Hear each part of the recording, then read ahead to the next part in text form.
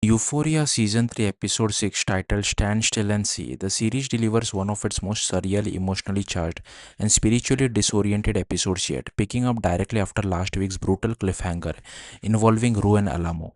The episode opens in the immediate aftermath of Alamo's attack, revealing that Rue narrowly escapes the confrontation, but instead of jumping straight into resolution, the show rewinds into layered Zendaya narrated flashback that reframes Alamo's psyche entirely. We are taken into his childhood where his mother, played with haunting intensity by Danielle Deadweiler, cycles through unstable relationship while raising him alone. This early experience shaped Alamo's fractured worldview, especially his mistrust of women and his disoriented sense of masculinity, planting the emotional seeds for the violence he carries into adulthood. Back in the present, Rue finds herself momentarily shielded from legal consequences thanks to a covert recording involving Laurie and Alamo, which draws federal attention and gives her fragile sense of safety.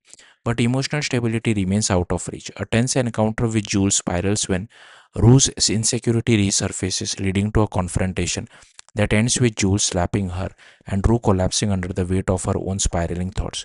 Searching for meaning, Rue turns inward in one of the episode's most reflective sequences.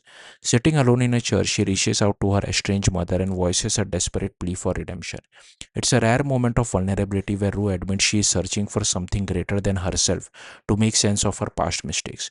The conversation doesn't fix their relationship, but it offers a quiet temporary peace. That sense of spirituality deepens as the episode progresses. Rue is nearly forced off the road by an unknown vehicle in what feels like a targeted attack, only to step out afterward and witness a burning bush, an image that blurs the line between hallucination, divine intervention, and psychological breakdown. The show deliberately leaves its meaning ambiguous, forcing viewers to question whether Rue is experiencing awakening or collapse. Meanwhile, Casey's storyline takes a dramatic, different but equally chaotic turn.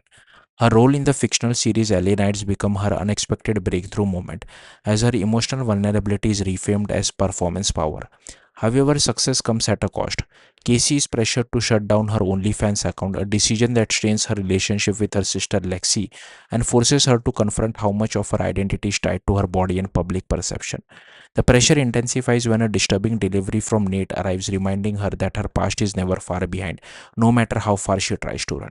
Adding another layer of tension, Maddie's growing involvement with Alamo hints at a dangerous new dynamic. Unbothered by his intimidating presence, she positions herself strategically between power, control, and influence, suggesting she may be one of the few people willing to engage Alamo on his own unpredictable terms. By the end of the episode, Euphoria leans fully into its signature blend of psychological chaos, emotional exposure, and symbolic imagery.